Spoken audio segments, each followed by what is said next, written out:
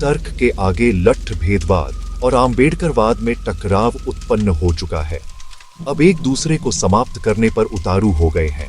इस वक्त देश की संपूर्ण सत्ता और साधन भेदवादियों के अधीन हो चुकी है। सारी सर्कमस्टेंस विपरीत है। यह नेतृत्व विहीनता और दृष्टि का परिणाम है। जब यह लगने लगेगा कि अम्बेडकरवादी अन्य समाजों से अलग थलग पड़ते जा रहे हैं, तो लोग इससे अपने हाथ खींचने लग जाएंगे।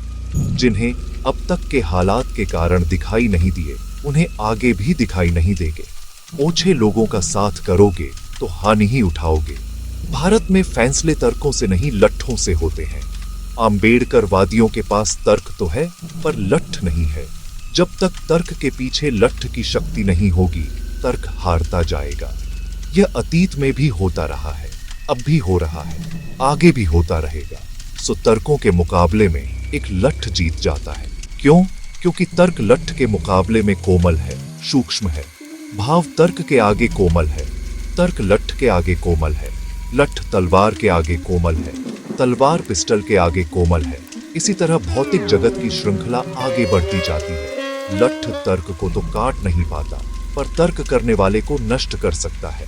लठ स्थूल भौतिक जगत का सत्य है। इसलिए भेदवादियों ने वध की दृष्टि को इजाद किया है। जिसको तर्क से न हराया जाए, उसकी हत्या करके वध करना कह देता है। यानी हत्या वध करना धर्म है। एक गंवार व्यक्ति जिसको क ख ग का भी पता नहीं है, एक पंजे लिखे शूटेड व्यूटेड व्यक्ति पर भारी पड़ जाता है। इस देश में जाहिल लोगों की ही तादाद ज्यादा है।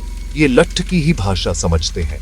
इन मूर्खों के आगे तर्क मत कीजिए, इनसे लठ हाथ में रखकर बात कीजिए। ये सीधे सीधे चलने लग जाएंगे।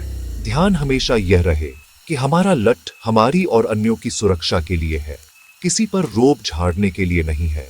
अंतस में मैत्री हो, परिधि पर लटट हो। इसके अलावा हम बुद्धि की शक्ति का तो विकास कर रहे हैं, पर मन की शक्ति को बिसरा रहे हैं।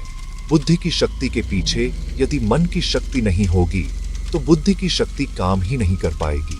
क्यों?